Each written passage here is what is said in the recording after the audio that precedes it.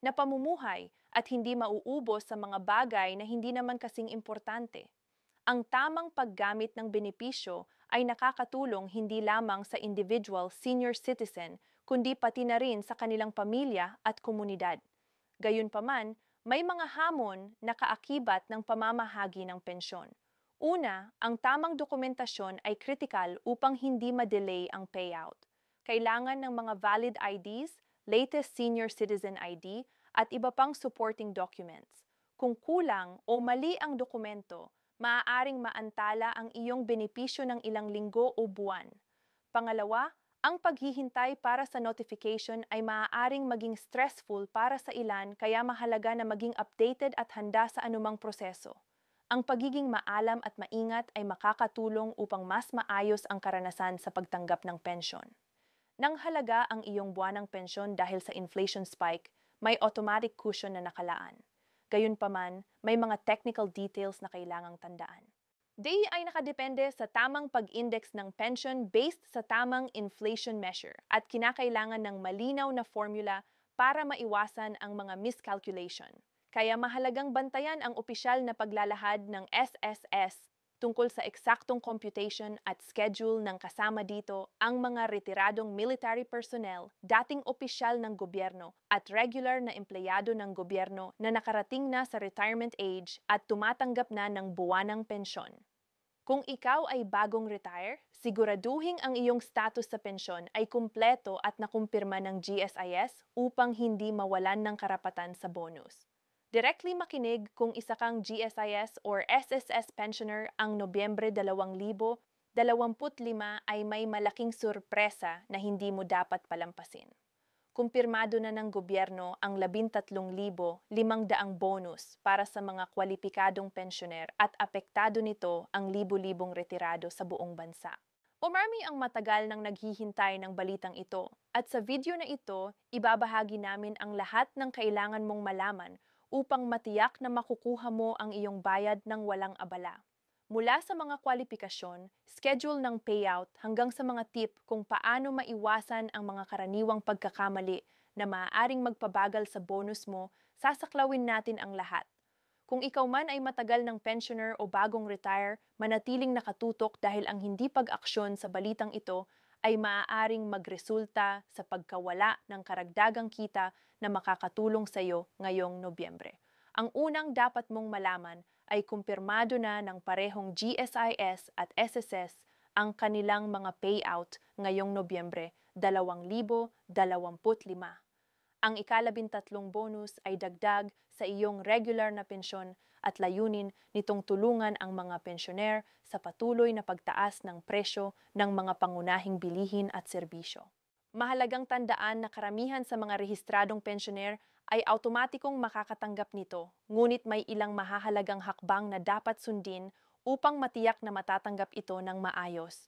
Ang pag-check sa iyong account details, pag-update ng banking information at pagkumpirma sa eligibility status ay mga hakbang na hindi dapat palampasin. Kahit ang maliliit na pagkakamali tulad ng lumang numero ng account o hindi aktibong bank account ay maaaring magpabagal sa iyong bonus, kaya mahalagang kumilos agad. Pag-usapan natin ang eligibility. Para sa mga SSS pensioner, ang bonus ay para sa lahat ng retiradong tumatanggap ng old age, disability o death pension. Ayon sa kasalukuyang schedule ng bayad, kailangan ay aktibong tumatanggap ng pensyon upang kwalipikado. Ibig sabihin ay dapat updated ang iyong kontribusyon at records. Para sa GSIS pensioner, halos pareho rin ang patakaran, ngunit may kaunting pagkakaiba. Ang bonus ay para sa lahat ng retiradong empleyado ng gobyerno na aktibong tumatanggap ng pensyon. Isa pang mahalagang aspeto ay ang kaligtasan ng impormasyon.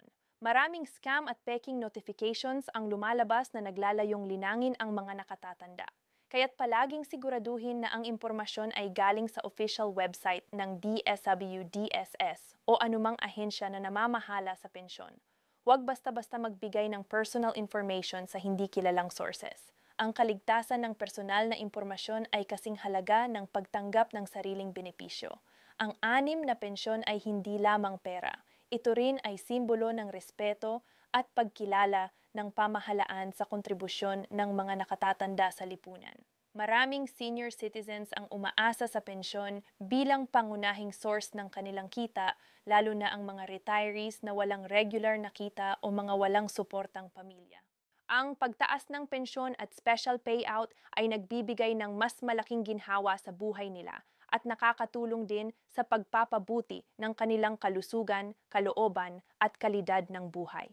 Bukod dito, ang benepisyo ay nagbibigay din ng oportunidad sa mga senior citizens na makapagplano para sa hinaharap. Ang mga nakalista ay maaari ng maglaan ng bahagi ng 600 piso para sa emergency fund, panggamot o maliit na negosyo na makatutulong sa kanila at sa kanilang pamilya. Sa ganitong paraan, ang pensyon ay nagiging instrumento hindi lamang para sa kasalukuyan, kundi para sa mas maayos na pamumuhay sa hinaharap. Para sa mga senior citizens na may pamilya, ang pensyon ay nagiging dagdag na tulong para sa pangaraw-araw na gastusin ng buong household.